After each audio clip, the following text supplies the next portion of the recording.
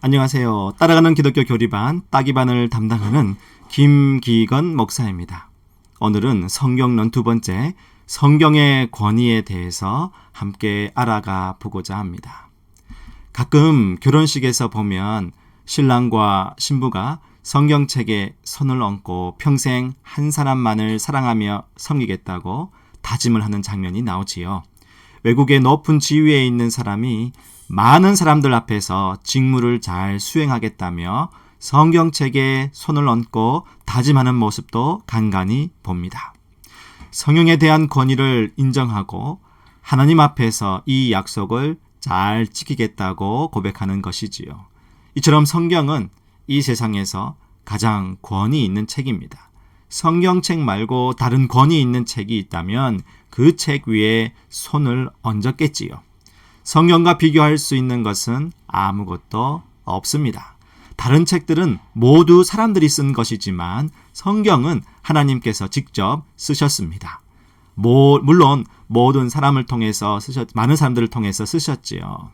성경에서는 살아계신 하나님이 직접 말씀하고 계십니다.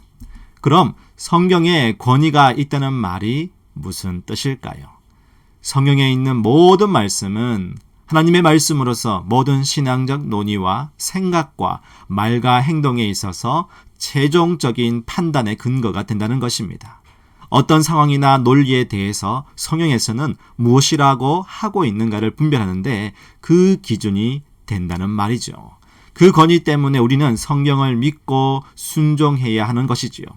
성경책 자체가 신령한 능력이 있다고 보는 것은 아닙니다.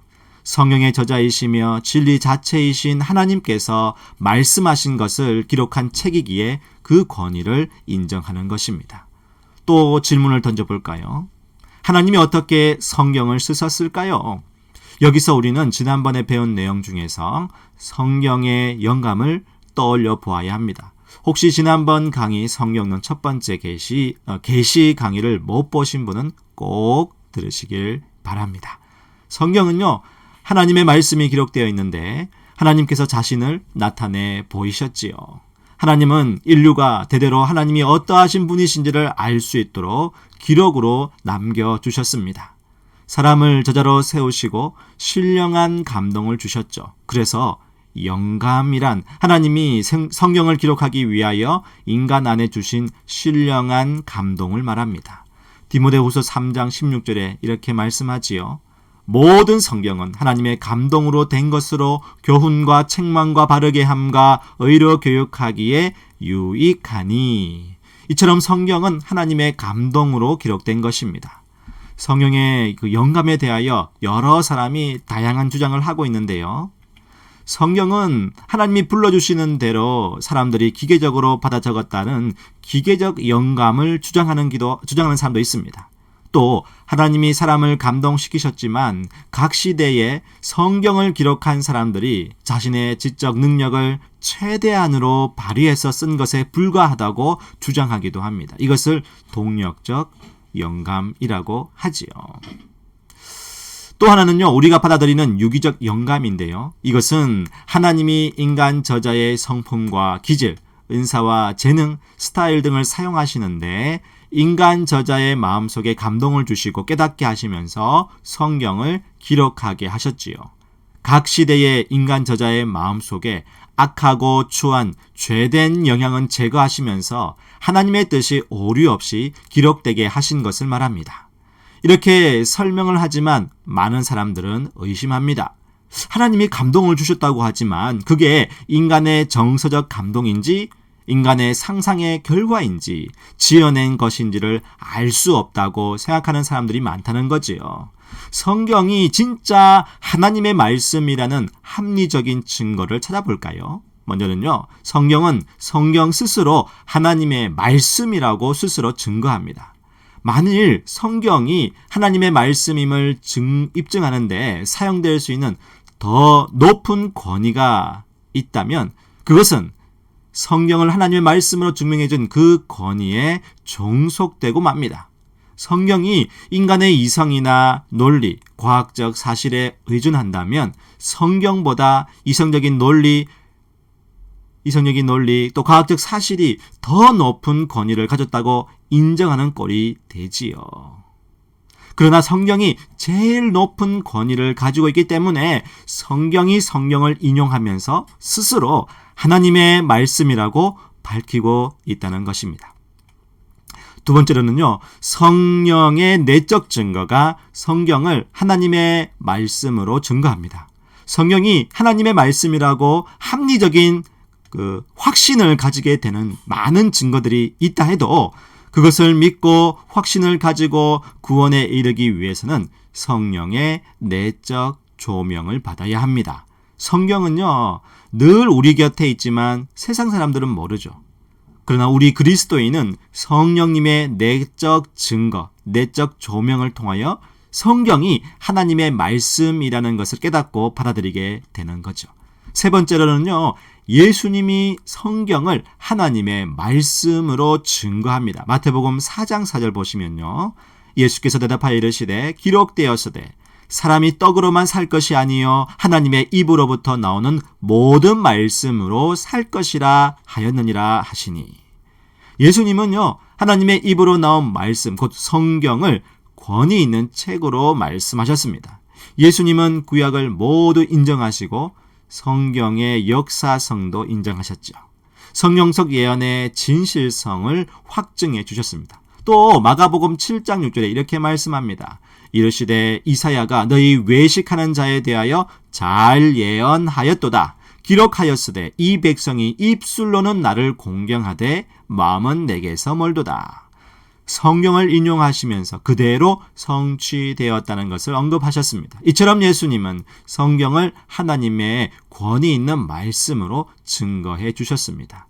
이외에도 예수님의 제자들, 즉 사도들이 성경을 하나님의 말씀으로 증거하셨지요. 또 수많은 사람들의 개인적 증거가 성경을 하나님의 말씀으로 증거해 줍니다.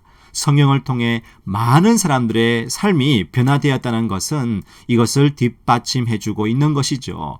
그럼 성경만이 가지는 특성으로는 어떤 것이 있을까요? 먼저는요, 성경의 무오성입니다. 성경은 기록된 모든 부분에 있어서 사실과 모순되는 어떤 오류도 없습니다. 진정성이 있다는 것이죠. 문법적으로는 기록하는 부분에 있어서 조금 맞지 않을지라도 그 진실성에 영향을 주지는 않지요. 성경은 하나님의 영감으로 된 책이기에 완전히 믿을만하며 우리를 잘못된 길로 인도하지 않습니다. 확실하고 진실합니다. 또 성경은요, 명료성을 가지고 있습니다. 성경을 이해하고 해석하는데 특별한 도구가 필요하지 않습니다. 많이 배운 사람이나 적게 배운 사람이나 하나님의 도우심을 구하며 순종하기를 원한다면 누구나 읽고 그 의미를 이해할 수 있습니다. 세 번째로는 성경의 필요성입니다. 그리스도인들이 하나님을 인격적으로 알고 하나님이 어떻게 구원을 베풀어 주셨는지, 그리고 하나님의 자녀로서 우리는 무엇을 행해야 하는지를 알기 위해서는 성경이 반드시 필요합니다. 또한 성경의 충족성입니다. 성경은 그리스도인들이 하나님께서 주시는 구원과 은혜에 대해 알고 온전히 믿고 순종하도록 하는 데에 충분한 말씀을 제공해 줍니다. 이처럼 성경은 무어하며 명확하며 우리에게 꼭 필요한 하나님의 말씀입니다. 우리 손에 들려지기까지 수많은 세월이 흘렀지만 현재까지 전승되어 온 놀라운 생명력을 가지고 있지요. 앞으로 예수님이 오실 때까지 성경은 없어지지 않을 것입니다. 마태복음 5장 18절에 이렇게 기록합니다. 진실로 너희에게 이르노니 천지가 없어지기 전에는 율법의 1.1획도 결코 없어지지 아니하고 다 이루리라. 성경에 기록된 수많은 예언이 성취되었고 예수님이 다시 오실 때까지 성경은 계속 인간을 구원하시는 하나님의 일하심을 보여줄 것입니다. 성경의 처음에는 모세오경이 있지요. 주전 1440년경부터 요한계시록이 기록된 주후 100년여까지 약 1600년 동안 수십 명의 저자가 기록했음에도 불구하고 성경은요, 예수 그리스도를 통한 하나님의 구속의 역사를 처음부터 끝까지 일관되게 통일성 있게 보여주고 있습니다. 그리고 수많은 사람들이 읽으면서 삶과 인격의 변화를 맛보았습니다. 이 정도면 성경의 권위에 대해 인정할 수밖에 없겠죠. 시대를 분별하며 하나님이 요청하시는 거룩한 삶을 살고자 하는 성도는 성경을 가까이 하는 사람입니다. 성경을 읽다 보면 지금 내가 내디뎌야 할 발걸음과 내가 가야 할 방향을 제시해 줍니다. 시편 119편 105절 말씀인데요. 주의 말씀은 내 발의 등이요 내 길의 빛이니이다. 어두운 시대를 밝히는 성경의 진리를 따라 살 때 우리는 믿음으로 승리할 수 있습니다. 오늘 영상은 여기서 마무리하겠습니다. 끝까지 함께 해주셔서 진심으로 감사드립니다. 여러분 참 잘했어요. 감사합니다.